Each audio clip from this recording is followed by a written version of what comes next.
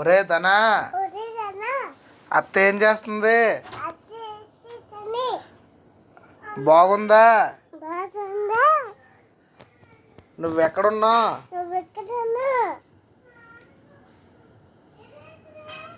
జాగ్రత్తగా ఉండు, లేదంటే అయిపోద్ది. ధనా, ఏం చేస్తున్నా? నేను ఆడుకుంటున్నా. నువ్వు ఆడుకో. జ్యోతి అత్త ఎలా ఉంది? మీ అత్త పేరు ఏం పేరు? అది తీయ కిందకి, అది ఎలా పెట్టుకోకూడదు.